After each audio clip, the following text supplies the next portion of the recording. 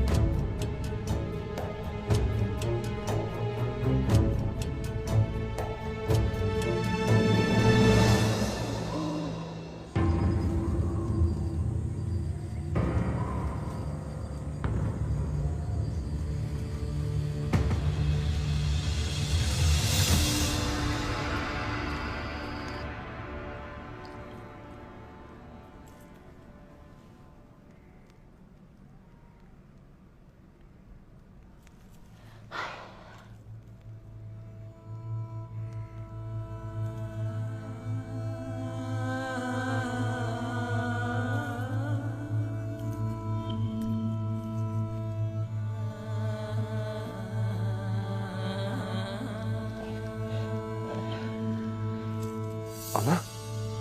Anacığım.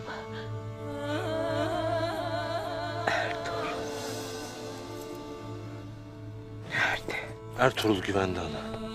Merak etmeyiz. Anam, kalk. Anacığım, hadi iç. İç.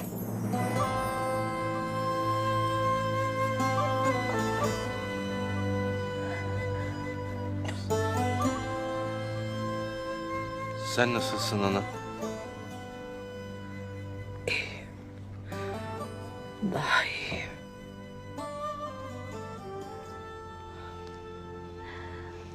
Çok şükür.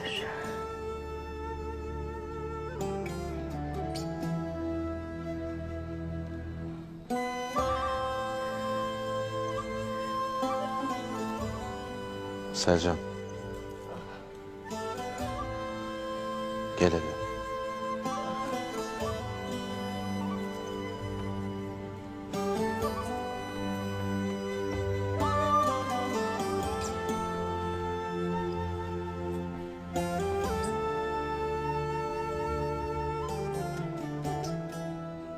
Kabalaştım.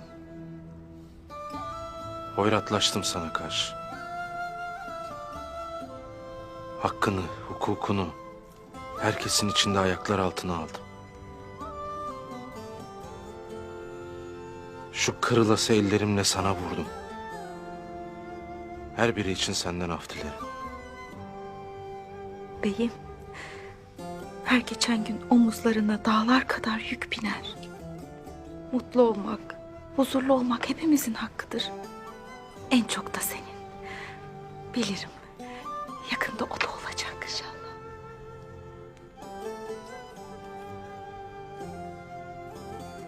İnşallah.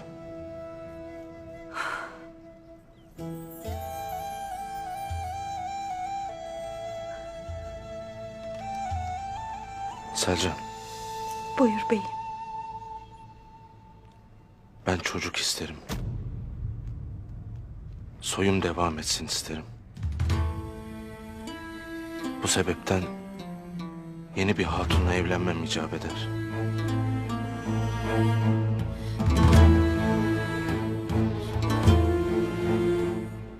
Eğer bunu kabul edersen ne âlâ.